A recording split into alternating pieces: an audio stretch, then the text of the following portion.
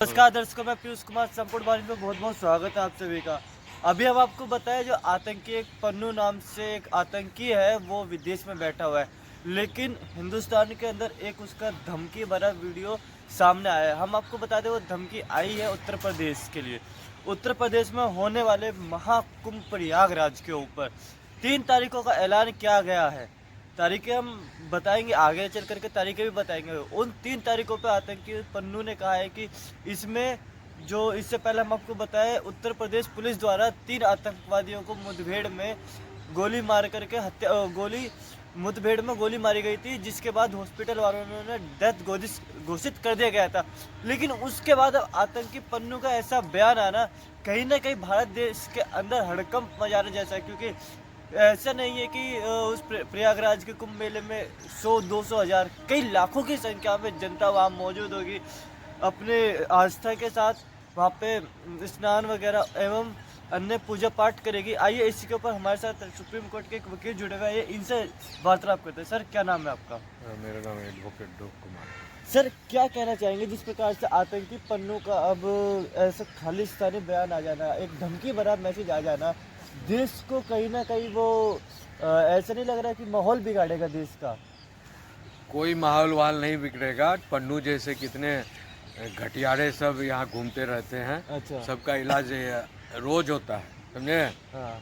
और पन्नू जैसे लोगों का बढ़िया से इलाज, अगर उसने जो सरकार को चैलेंज किया है, हाँ। यूपी प्रयागराज में हम जो है बम फोड़वा देंगे कि गोली चलवा देंगे, तो बढ़िया से उनके तो आतंकवादियों का भी इलाज होगा और कनाडा पहुंचकर उनका भी इलाज बढ़िया से हो जाएगा। वो आतंकवादी की वजह से ही उन्होंने धमकी दी है।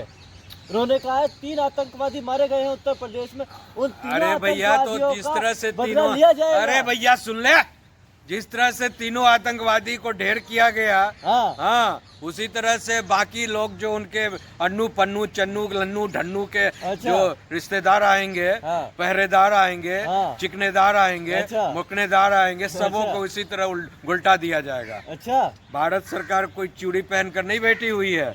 भारत सरकार के सामने पूरा विश्व नतमस्तक है अभी। अच्छा। समझे ना।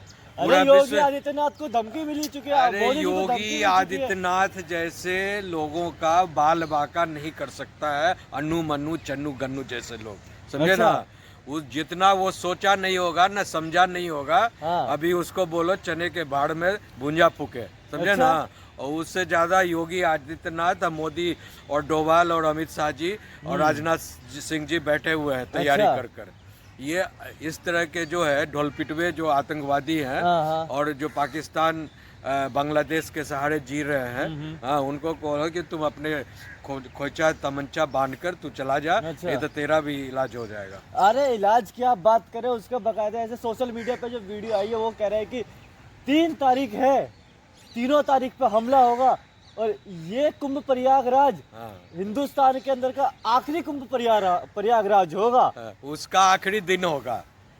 जो हमला करेगा और जो हमला करवाएगा, हाँ, उसका आखिरी दिन होगा। वो अपना दिन गिन ले। अच्छा, समझे। अच्छा। योगी आदित्यनाथ और मोदी जी, नरेंद्र मोदी जी, माननीय प्रधानमंत्री, हाँ, माननीय अमित शाह जी, हाँ, माननीय डोभाल जी, हाँ, माननीय राजनाथ सिंह जी, हाँ, ऐसे ऐसे जो है घटियारे लोगों की बात इधर से निकलते हैं, इधर से सुनवा देते हैं। अच्छा। हमारी पुलिस व्यवस्था, हमारी मिलिट्री व्यवस्था, हाँ, हमारी पारा मिलिट्री व्यवस्था, हाँ, और हमारी जो है तमाम जो सुरक्षा की जो व्यवस्थाएं हैं, हाँ, बहुत ज्यादा प्रचुर और मजबूत है, इसलिए ऐसे धमकियों से नहीं डरते। अच्छा सर, यहाँ से एक सवाल है, आप सुरक्षा की बात कर रहे हैं। हाँ। जैसे ये धमकी आई है, हाँ, धमकी को मैक्सिमम 24 से 48 घंटे हुए हैं। हाँ। अच्छा, उसके बाद योगी आदित्यनाथ का एक इस तरीके से कि पुलिस प्रशासन को एक्टिव करो, हाई अलर्ट सुरक्षा कर दो वहाँ पे। ठीक है, वो तो सबसे समझदार पुलिस ऑफिसर को वहाँ उतारा गया। दैट इज देयर, यस साहब को उतारा गया है। हाँ। हाँ, वो तो लॉ एंड ऑर्डर का हमेशा कंट्रोल में सिचुएशन को रखना ही है। हाँ। समझे ना। हाँ। अब ऐसा है कि ऐसे लोग धमकी चमकी देते रहते हैं। हाँ। और प्रशासन का जो काम है मुस्तैदी से वो कर रहा है, प्रयागराज में हो या पूरे देश में हो। ये धमकी अगर वो कांग्रेस के सरकार में देता, यूपीए की सरकार में, अच्छा, तो भले ही उसकी बात चल सकती थी, बिकॉज यूपीए सरकार में मनमोहन, सोनिया राहुल जी के सरकार में कब कहाँ बम फूट जाएगा, कहाँ कम धड़ाके से गोली चल जाएगी, समझे।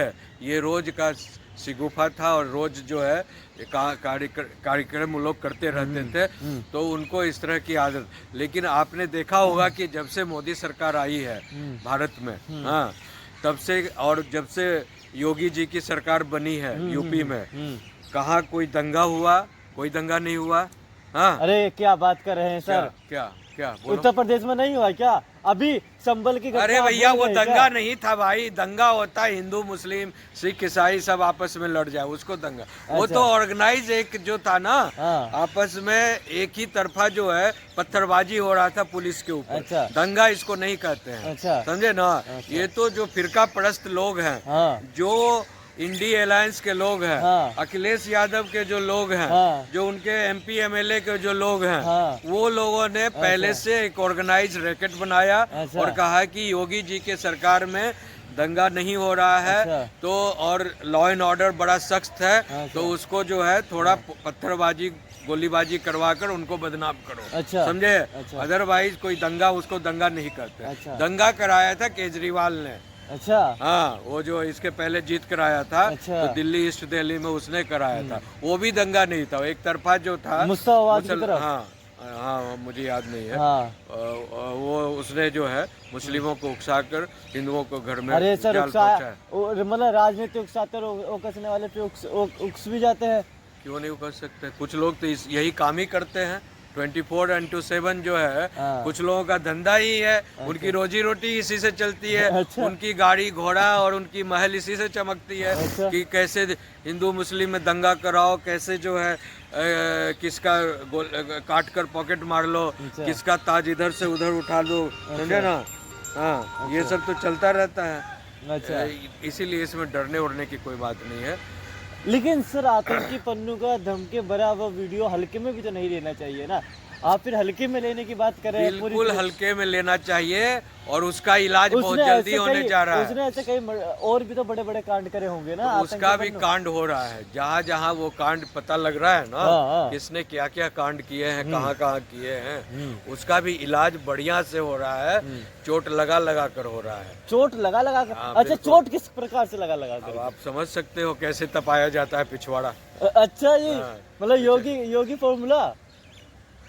सारे फार्मूले फिट होते हैं बेटे, जब जब जब जब पकड़ाते हैं ना लोग, और नहीं पकड़ाओगे तो सीधा 36 इंच छोटा कर दिया जाता है अंदर। अंदर अंदर आप अभी वैसे ही संबल में खुदाई क्या नाम है, तो वही उत्तर प्रदेश में लगातार खुदाई हो रही है, तो उसमें तो भेजने की बात नहीं कर रहे। वही गाड़ दिया जाएगा, वही गाड़ देंगे उसको भी। उसी के लिए खुदाई हो रहा है कि ले बेटा तेरा असली जहाँ जगह है वही जा। अच्छा सर, एक सवाल आपसे, यहाँ पे अंतिम करेंगे, डिबेट फिर समाप्त करेंगे यहाँ से। जैसा आतंकी पन्नू का आया है बयान, अब प्रयागराज में जो जिस तरीके से देखा जा रहा है, सुरक्षा व्यवस्था 4 चौबंद कर दी गई है, एक्स्ट्रा पुलिस बल तैनात करे गए हैं वहाँ पे, और कहा जा रहा है कि अब पहले 2 लेयर में सुरक्षा थी, अब 4 लेयर में सुरक्षा कर दी जाएगी। जो भी व्यक्ति आएगी उसकी कम से कम 4 लेयर की सुरक्षा के बाद ही वो इस कार्यक्रम में शामिल हो पाएगा। तो ऐसा लगता नहीं कि आपको उत्तर प्रदेश की सरकार, उत्तर प्रदेश पुलिस और भारत सरकार इसे हल्के में नहीं ले रहा है, इसे कहीं ना कहीं VIP सुरक्षा का जहाँ तक सवाल है, वो हम सरकार का रेगुलर एक सिस्टम है, और जहाँ पर लाखों करोड़ों लोग इकट्ठा हो रहे हैं, तो ऑटोमेटिकली गवर्नमेंट का दायित्व बनता है। अच्छा, हर तरह के लोग आ सकते हैं, गलत लोग भी जो है इस तरह के चीजों में शामिल हो सकते हैं। हाँ, आजकल तो ज्यादातर जो फिरका परस्त लोग हैं, गलत लोग हैं, अपना आइडेंटिटी चेंज कर और खास कर हिंदुओं का जहाँ मेला लगे कि धर्मस्थल हो, वहाँ पर टीका लगाकर, जनेऊ पहनकर, कलेवा पहनकर, चोटी बनाकर, गेरुआ वस्त्र पहनकर आने का प्रयास करते हैं। तो अगर इसमें मल्टी लेवल का चेकिंग होगा तो अच्छी बात है। अच्छा, हाँ, अच्छी बात है। गलत लोग को तो रोकना चाहिए ना, और केवल ग्राउंड लेवल पर चेकिंग नहीं होगा, ऊपर आकाशीय लेवल पर भी चेकिंग होने जा रहा है। अच्छा, सारे में जो है सारे सिस्टम जो है वो लगेंगे। अच्छा सर, यहाँ से एक बात पे टोकना चाहूँगा मैं, आपने भी बीच में एक शब्द यूज करा है कि जितने भी टीका लगा करके आ जाते हैं अदर क्या नाम है हिंदू कास्ट से अदर लोग, तिलक लगा कर आ जाते हैं। सर इसमें आपको यहाँ पे गलत लग रहा है कि सही? मैं पूछना चाहूँगा, जो भी नॉन हिंदू है, जैसे नॉन मुस्लिम कहा जाता है वैसे नॉन हिंदू है, वो इस प्रयागराज के मेले में कम से कम 500 मीटर के दायरे में दुकान फिर कोई सभी चीज़ सामान वामान लेने का, जूते चप्पल साफ करने का कुछ भी दुकान नहीं लगाएगा। ये गलत है क्या सही है? बिल्कुल सही है। उसमें उनकी जरूरत क्या है? जब आपकी आस्था हिंदू धर्म में नहीं है, हिंदू समाज में नहीं है, हिंदू संस्कृति में नहीं है, हिंदू के रीति रिवाजों में नहीं है, हाँ, तो आप क्या करोगे वहाँ जाकर? आप हमने हिंदू जो लोग खान पीन करते हैं वहाँ पर तो उनको इनकी तो है कि जो स्नान कर कर वो कोई साधारण स्नान नहीं है कि टंकी में बाथरूम में गए स्नान कर लिए। एक पवित्र स्थान है, आस्था का स्नान है। और 14 सालों के बाद जो है ये जो है एक नक्षत्र का मिलन होता है, हाँ, उसके बाद वो पवित्र घड़ी आती है, वो पवित्र घड़ी में ही स्नान किया जाता है। तो जिनको अपने अल्लाह के अलावा और अपने चांद के अलावा बाकी किसी चीज की वो पूजा नहीं करते हैं, ना उसको मानते हैं। में भी पूछते हैं, नहीं हम पूछते हैं, लेकिन वो चांद देखकर ईद मनाते हैं, बकरीद। ये मैं कह रहा हूँ, इसलिए कह रहा हूँ मैं। वो तो कहते हैं कि भैया अल्लाह के अलावा किसी की इबादत हम नहीं कर सकते। तो हमारे पास तो गंगा माँ है वहाँ, हाँ, हम तो सूर्य की आराधना करते हैं, चांद की भी आराधना करते हैं, समझे ना, धरती माँ को पूजते हैं, सारे जीव जंतु को पूजते हैं, हवा को पूजते हैं, हर वरुण देवता भी है, शिशिर देव, सारे लोग हैं, समझे ना, भगवान की तरफ पूजते हैं, तो मौलाना ये कह रहे हैं कि ऐसा मतलब भाईचारा खत्म होगा? अरे भैया हम तो भाई दिखा रहे हैं, तू चारा समझ रहा है तो क्या करे? हम तो भाई ही बनकर बैठे, तब तो यहाँ तू रह रहा है। अच्छा, हाँ, अदरवाइज 1947 में बंटवारा हुआ तो तेरे को जो रह गए उसको भी लात मारकर भगा देते ना।